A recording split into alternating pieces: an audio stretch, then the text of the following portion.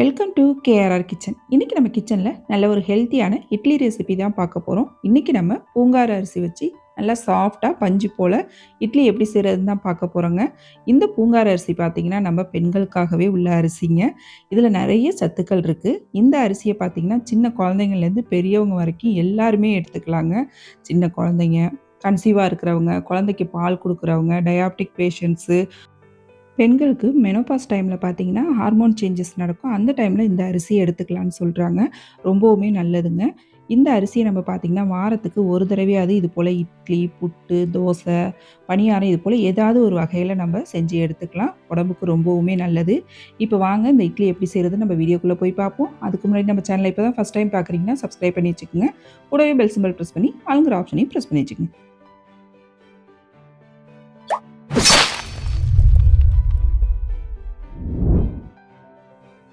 இப்போ இன்றைக்கி பூங்கார அரிசி இட்லி செய்கிறதுக்கு ஒரு 2 டம்ளர் அளவுக்கு பூங்கார அரிசி எடுத்துக்கிறேன். பூங்கார அரிசி பார்த்திங்கன்னா இப்படி தான் இருக்கும். நல்ல சிகப்பு கலரில் நல்லா குண்டு குண்டாக இருக்கும் அரிசி. இப்போ இதில் 2 டம்ளர் அளவுக்கு அரிசி எடுத்துக்கிறேன். டம்ளர் குவிச்சு தான் நான் அளந்துக்கிறேன். ஃபஸ்ட்டு எப்படி எடுக்கிறீங்களோ அதே மாதிரியே எல்லா அளவுகளும் எடுத்துக்கோங்க. அதே போல் பார்த்திங்கன்னா 2 டம்ளர் அளவுக்கு இட்லி அரிசி எடுத்துக்கிறேன். இது வந்து கடையில் வாங்கின இட்லி அரிசி, பொன்மணி அரிசி. இதுக்கு பதிலாக நீங்கள் ரேஷன் புழுங்கரிசி கூட சேர்த்துக்கலாம். இப்போ அரிசியை பார்த்திங்கன்னா நல்லா ஒரு 2-3 தடவை நல்லா கழுவி எடுத்துக்குவோம். கழுவிட்டு வந்துட்டேன். இப்போ இந்த அரிசியை நல்ல தண்ணி ஊற்றி ஊற வச்சுக்குவோம். இந்த அரிசி பார்த்திங்கன்னா ஊறுறதுக்கு கொஞ்சம் டைம் எடுக்கும். அதனால் ஒரு 5லேருந்து 6 மணி நேரம் கிட்ட ஊற வச்சுக்குங்க. நல்லா ஊறினா தான் நமக்கு மாவு அரைக்கிறதுக்கு நல்லா வரும். இட்லியும் நல்லா சாஃப்டாக இருக்கும். இப்போ பார்த்திங்கன்னா நம்ம அரிசி எடுத்த டம்ளராலே 1 டம்ளர் அளவுக்கு உளுந்து எடுத்திருக்கேன். அரிசி எப்படி குவிச்சு அளந்தனோ அதே போல் தான் உளுந்தையும் குவிச்சு அளந்துருக்கேன். இதில் ஒரு 1/2 டேபிள் ஸ்பூன் அளவுக்கு வெந்தயம் சேர்த்துக்கிறேன். இப்போ உளுந்தையும் பார்த்திங்கன்னா நல்லா ஒரு 2 தடவை கழுவிட்டு நல்ல தண்ணி ஊற்றி ஊற வச்சுக்குவோம். இப்போ அரிசி, உளுந்து ரெண்டுமே பார்த்திங்கன்னா நல்லா ஒரு 5லேருந்து 6 மணி நேரம் கிட்ட ஊற வச்சு எடுத்துக்கிறேன். அதுக்கப்புறம் நம்ம மாவு எப்படி அரைக்கிறதுன்னு பார்ப்போம். இப்போ பாருங்கள், அரிசி, உளுந்து நல்லா ஊற வச்சு எடுத்துக்கிட்டேன். கிட்டத்தட்ட ஒரு 6-7 மணி நேரம் ஆயிடுச்சு. இப்போ நம்ம மாவு எப்படி அரைக்கிறதுன்னு பார்ப்போம். அரிசியும் பாருங்கள் நல்லா ஊறி வந்திருக்கு. இந்த அளவுக்கு ஊறி வந்தால் தான் மாவு நல்லா அரைப்பட்டு வரும் நமக்கு. இப்போ கிரைண்டரை கழுவிட்டு அதில் ஃபஸ்ட்டு உளுந்து சேர்த்துக்கிறேன். எப்போதுமே நீங்கள் உளுந்து சேர்க்கும்போது பார்த்தீங்கன்னா ஃபஸ்ட்டு தண்ணி ஊற்றக்கூடாது. உளுந்தை மட்டும் சேர்த்து நல்லா ஓட விட்டுக்குங்க. உளுந்து நல்லா அரைப்பட்டு வந்ததுக்கு அப்புறம் கொஞ்சம் கொஞ்சமாக தண்ணி தெளித்து அரைச்சோம் அப்படின்னாக்கா மாவு நல்லா பொங்கி வரும். எடுத்தோடனே தண்ணி ஊற்றிட்டோம் அப்படின்னாக்கா மாவு அந்த அளவுக்கு நல்லா இருக்காது. அதனால் இது போல் நம்ம வடைக்கெல்லாம் மாவு அரைப்போம்ல, கொஞ்சம் கொஞ்சமாக தெளித்து அதே போல் கொஞ்சம் கொஞ்சமாக தெளித்து அரைச்சிக்குங்க. இப்போ நல்லா ஒரு பாதி கிரைண்டருக்கு மாவு நல்லா அரைப்பட்டு வர வரைக்கும் இதே போல் 2 நிமிஷத்துக்கு ஒரு தடவை கொஞ்சம் கொஞ்சமாக தண்ணி தெளிச்சிக்குங்க. இப்போ பாருங்கள், மாவு ஒரு பாதி அளவு நல்லா அரைப்பட்டுட்டு இப்போ வந்து கொஞ்சமாக தண்ணி ஊற்றிட்டு இதுக்கப்புறம் நம்ம தண்ணி ஊற்றக்கூடாது. ஒரு 2 கையளவுக்கு தண்ணி ஊற்றிட்டு மூடி போட்டு நல்லா ஒரு 10 நிமிஷத்துக்கு மாவு ஓட விட்டுட்டீங்க அப்படின்னாக்கா நல்லா மாவு வந்து பொங்கி பந்து மாதிரி அரைப்பட்டு வந்திருக்கும். இப்போ மாவு ஓடட்டும். அதுக்கப்புறம் நான் எந்த பக்குவத்தில் மாவு எடுக்கணுங்கிறத சொல்கிறேன். இப்போ உளுந்து மாவு நல்லா அரைப்பட்டுட்டு பாருங்கள். இந்த அளவுக்கு நல்லா அரைச்சி எடுத்துக்கணும். வெண்ணெய் மாதிரி இருக்கணும் அப்படியே மாவு.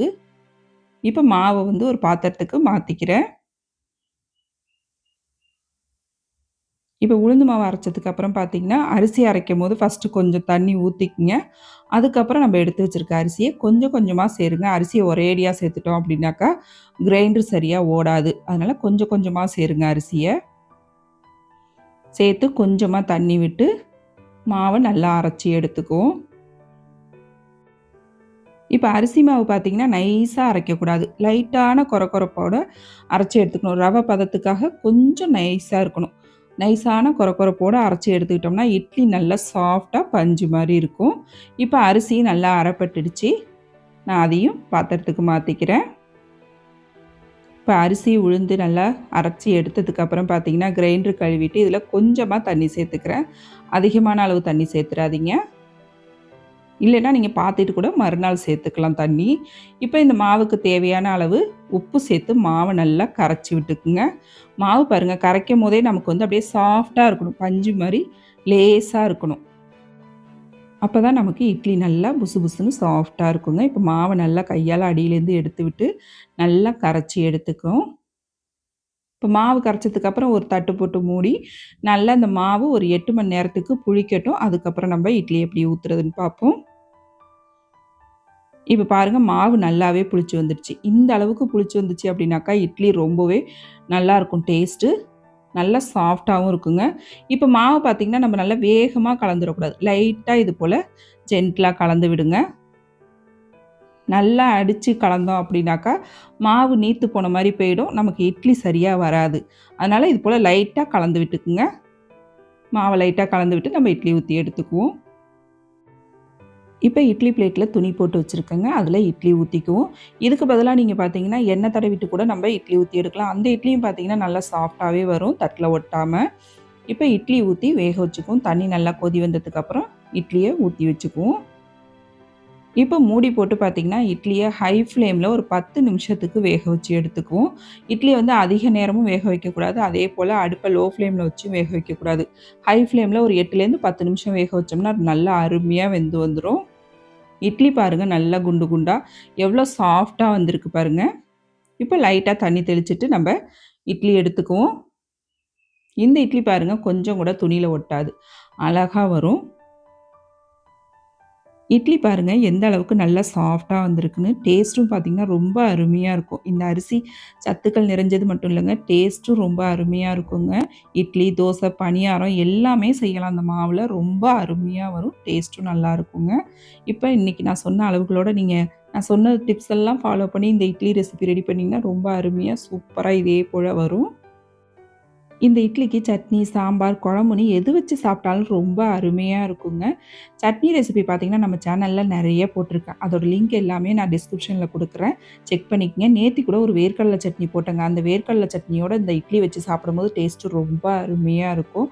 நான் இன்றைக்கி பார்த்திங்கன்னா கொத்தமல்லி சட்னியும் பூண்டு கார சட்னியும் தான் செஞ்சுருந்தேன். இதுக்கும் காம்பினேஷன் ரொம்ப சூப்பராக இருந்துச்சு. இந்த இட்லி ரெசிபியும் பார்த்திங்கன்னா நான் சொன்ன மெஷர்மெண்ட்டில் இட்லி மாவை அரைச்சி செஞ்சு பாருங்கள். நல்லா சாஃப்டாக வரும். செஞ்சு பார்த்துட்டு எப்படி இருக்குன்னு எனக்கு கமெண்ட் பண்ணுங்கள். என்னோட இந்த ரெசிபி பிடிச்சிருந்ததுன்னா லைக் பண்ணுங்கள், ஷேர் பண்ணுங்கள். மறக்காமல் நம்ம கேஆர்ஆர் கிச்சனை சப்ஸ்கிரைப் பண்ணி வச்சுக்கோங்க. நாளைக்கு வேறொரு ரெசிபியோடு சந்திப்போம். தேங்க்ஸ் ஃபார் வாட்சிங்.